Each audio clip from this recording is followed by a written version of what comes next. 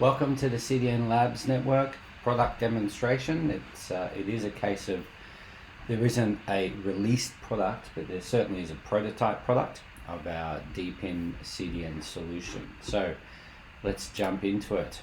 Over on the status page, the DPIN network relies on a network of boxes deployed in people's homes.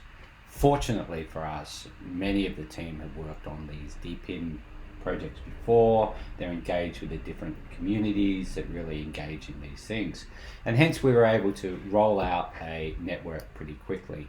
You can see from the globe here as I spin it where the nodes are.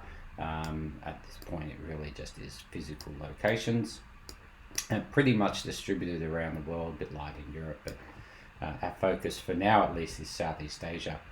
And you can see a list of these nodes here. The top one, for example, is in Melbourne in Australia. It's a SpaceX node. It gets 19 megabits per second of available capacity that we can use for our CDN.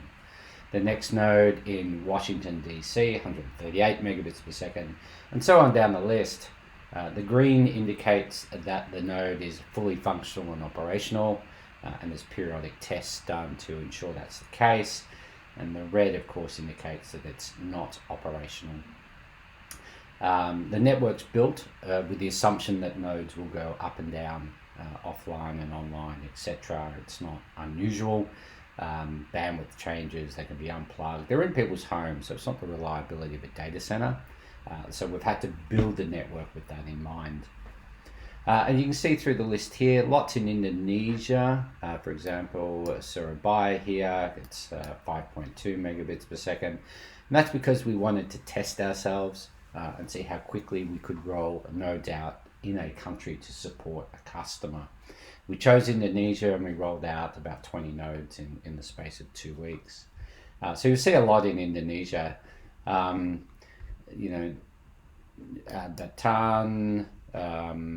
West Java, etc., etc. The ones in the US tend to have higher bandwidth. This one in Bedford on AT&T is 154, and so on down the list. The Jakarta ones tend to have higher bandwidth availability, 294 on BizNet there. iWay in Europe, 227. The European nodes are very high bandwidth. We do have a concept of core nodes. We have a number around the world, and they provide a deliverer of last resort. So if there's no edge nodes available, will be delivered from there. And in addition, they provide all the support functions, the consensus mechanisms, the determination of where routing goes, etc. The nodes are determined by our DNS, so it works off the standard CDN reverse proxy mechanism. This here is currently me, that's where my browser is based, and this below is the node that has been chosen for delivery. And it happens to be in the same network that I'm in, so nice and fast. And that's a DNS mechanism that we have built ourselves and created all the logic to automatically determine where nodes are built out from. Now, because we have this network of nodes, we are measuring the upload bandwidth, and it's a more real-world scenario of CDN delivery, different objects, different sizes, a number of repeats, etc.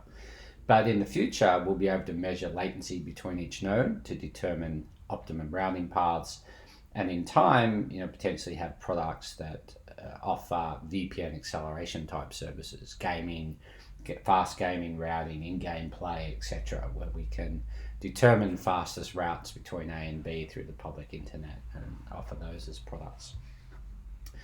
So that's the edge node.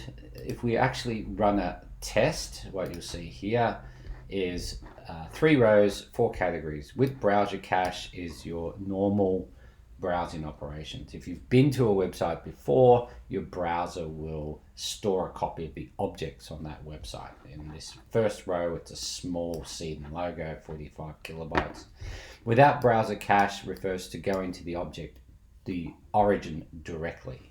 So that is if it's the first time you've been to a website, or that is the comparative measure if it's a gaming download or a brochure, things of that nature that the browser just only sees once.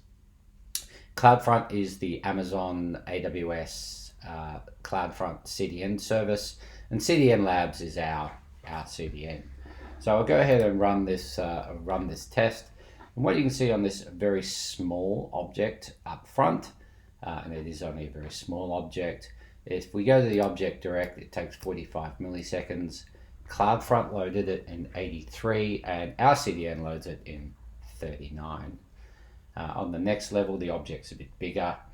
It's a 1 megabyte object.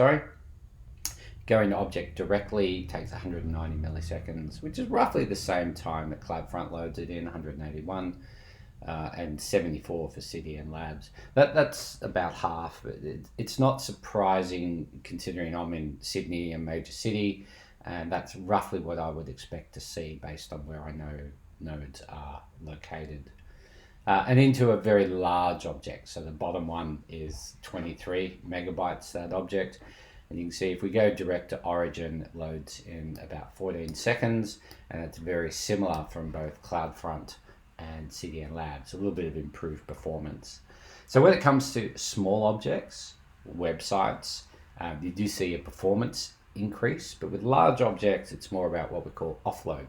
So if you have to do a lot of gaming downloads all at once, then you're offloading from the origin, allowing it to deliver a lot of capacity at once. But our performance is as good or better than CloudFront. In time, we'll run those tests properly because each node can run tests, so we'll be able to have good data, statistically defendable data with distribution curves around download speeds and how they compare.